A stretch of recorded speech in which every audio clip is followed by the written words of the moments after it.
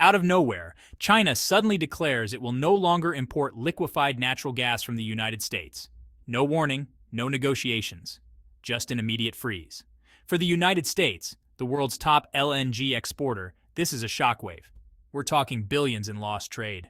Ports stacked with idle LNG tanks, shipments once headed across the Pacific now rerouted elsewhere.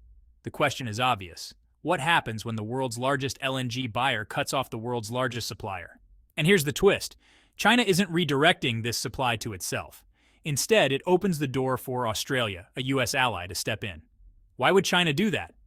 And how does this reshape global markets, energy prices, and even geopolitics? Picture LNG supertankers sitting in harbors, cranes moving empty tanks, workers waiting with nothing to load, while European traders suddenly find unexpected opportunities. This isn't just about fuel.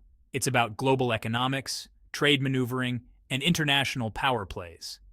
In this video, we'll break down why China made this move, what it means for the US, China, and Australia, and how the energy map of the world is shifting right now. To see why China's decision is such a big deal, you first have to understand the country's role in the energy world. China isn't just any nation. With 1.4 billion people and the second largest economy on Earth, its energy demand is enormous, constantly growing and impossible to ignore.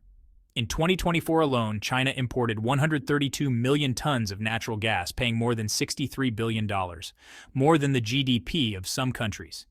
Its supply comes in two main forms: LNG shipped by sea and pipeline gas from neighbors. Last year, China brought in 76.65 million tons of LNG, about 58% of its total gas imports, and 55 million tons through pipelines. In short, it's heavily dependent on both. That scale makes China the world's biggest LNG importer. Even small changes in its buying habits can shake markets worldwide. For the US, losing even a fraction of that demand isn't just inconvenient, it's a serious economic hit. And for competitors, it's a chance to rewrite strategies. The United States isn't only a political superpower, it's a giant in energy. With 12.6 trillion cubic meters of natural gas reserves, it ranks fifth worldwide. By 2023, it exported over 91 million tons of LNG, surpassing Qatar and Australia to become the largest exporter on the planet. China has been an important customer. Despite tensions during Trump's first term, trade resumed in 2020. By 2024, U.S. LNG exports to China hit 4.15 million tons, around 5.4% of China's LNG imports, making the U.S. its fifth largest supplier. Think of America's LNG industry as a massive engine. China was one of its key fuel lines. Remove that line overnight, and the engine sputters. From dock workers and shippers to global traders, the impact spreads fast. So why did China suddenly suspend U.S. LNG imports? The answer lies in trade policy. In 2025, President Donald Trump imposed 10% tariffs on Chinese goods, continuing his hardline trade strategy. China hit back with 15% tariffs on U.S. LNG. This wasn't a small price bump.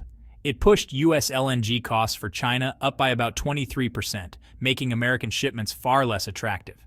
The dominoes fell quickly: higher prices, stalled contracts, and delayed shipments. What was once a stable trade flow turned into a high-stakes standoff, proving how political decisions can instantly rattle global markets.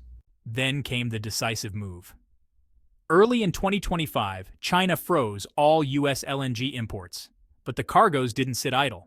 Instead, buyers redirected shipments to Europe, where demand was soaring. This flipped the global market on its head.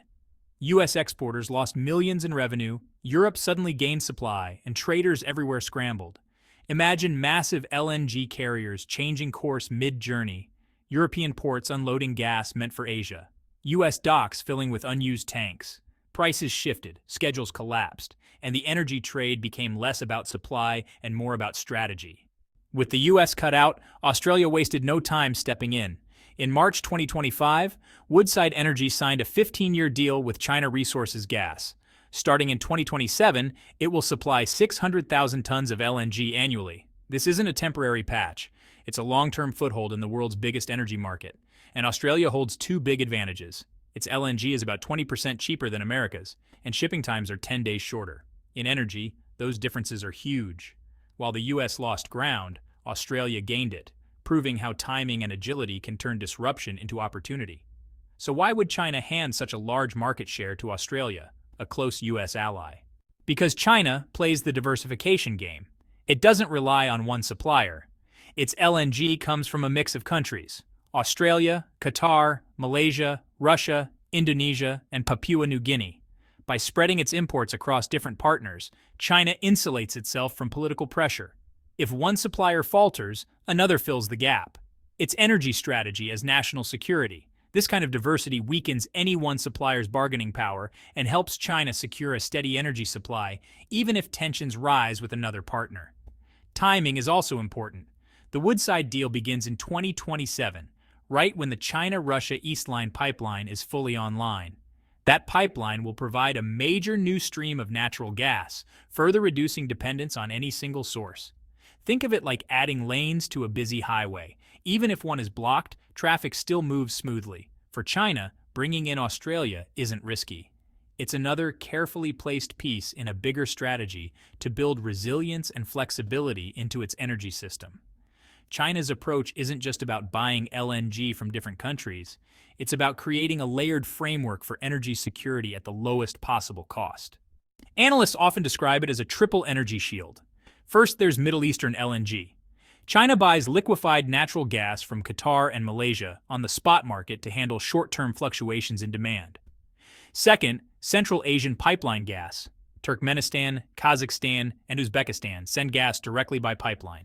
In 2024 alone, China imported about 25.43 million tons from Turkmenistan, 3.63 million from Kazakhstan, and 1.93 million from Uzbekistan. Pipeline gas is not only reliable, it's much cheaper, averaging just 60% of the cost of US LNG. And third, Russian gas. The East Line pipeline from Russia secures another large portion at predictable long-term prices. By combining these three layers, China avoids leaning too heavily on any one partner or supply type. This gives it price flexibility, stable logistics, and strong negotiating leverage. Even if US LNG were cut off completely tomorrow, factories, homes, and power plants across China would keep running without disruption. This mix of suppliers allows China to stay stable while grabbing opportunities like the new Australian deal. Imports aren't the only piece of the puzzle. China is also rapidly increasing domestic production. In just the first 2 months of 2025, it produced 43.3 billion cubic meters of natural gas, up 3.7% from the year before. This growth comes not only from established fields, but also from new coal bed, methane, and shale projects coming online. Over the past 5 years, China's self-sufficiency rate rose from 57% to 65%. That means more of its energy now comes from within its own borders. Think of it as strengthening your backyard before relying on your neighbors. By pairing stronger domestic production with diversified imports, China builds an energy safety net that can withstand shocks. Even if US trade stays frozen, China can keep its factories powered, its grids stable, and its homes heated. While China's strategy makes it stronger, the US LNG sector is taking heavy losses. With Chinese orders gone, American exporters are losing around $1.5 billion a year. Idle LNG at ports drains another $3 million daily in storage and logistics costs. Picture Louisiana's docks, giant LNG tanks stacked up, pipelines that were supposed to send gas overseas sitting unused, workers standing by with nowhere to ship product. The impact is not abstract. It's visible, physical, and costly. Energy analysts, including from Canada's Department of Energy, warn this could drag the U.S. industry into a decade-long slowdown. Without new buyers or contracts, American companies risk losing jobs, revenue, and influence in the global LNG game. Here's the twist. While the U.S. struggles, Europe comes out ahead. Instead of letting U.S. LNG shipments sit idle, Chinese buyers redirected them to Europe, avoiding tariffs while even making a profit. The side effect?